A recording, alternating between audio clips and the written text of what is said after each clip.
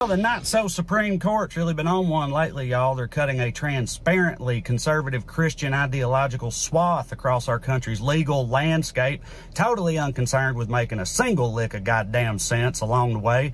It started last week with the concealed carry case in New York, in which they said, states don't have the right to decide things like this. And then later, on the matter of the most important decision a woman could ever make, they said, we'll just leave that up to Mississippi and them. It'll be fine.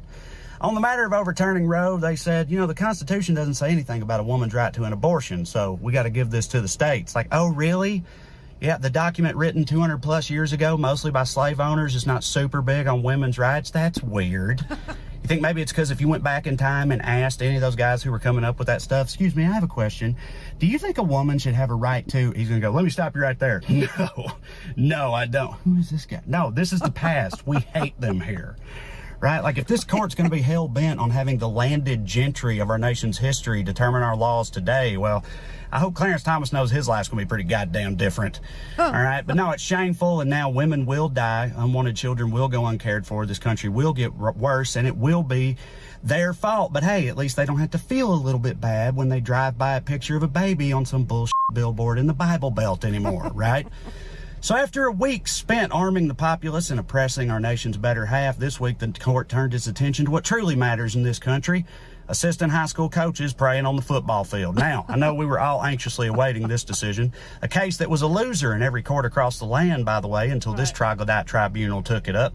And they sided with the coach. Side note, I looked into it. The team he was coaching for when he was doing all this praying, they were terrible. They lost almost every game, which is funny to me because I picture the coach in these prayer circles like, Lord, sorry, us again, still in the cellar. Gave up 48 points tonight, just kind of wondering what's going on up there. Meanwhile, Jesus is like, dude, I got famines and shit. It's all so ridiculous, but of course the court is using this case to erode the separation of church and state, which is ironically something the aforementioned founding fathers were super in favor of. But of course that doesn't matter here because this is the Christian right we're talking about, and cherry picking is their national pastime. So they said the man has a constitutional right to kneel peacefully on the field, even if it's in protest. And meanwhile, Colin Kaepernick's like, I'm sorry, what? What was that? Really? Wow, okay. Yeah, black athletes, I guess next time you're going to kneel peacefully and protest on the field, you should tell everybody you're praying that those cops will stop brutalizing your people. Then maybe the Supreme Court will be on your side. I'm kidding. That would require integrity. No, they'll tell you to go yourself, because this is America in 2022 and hypocrisy reigns supreme. Love y'all. I love you too. Trae Crowder, everybody. That is a great point about the kneeling. Oh, yeah.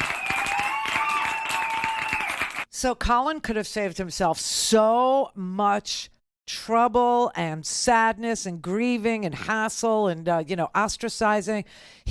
All he had to do was say, I'm praying that the police stop brutalizing my people. And if he would have said that,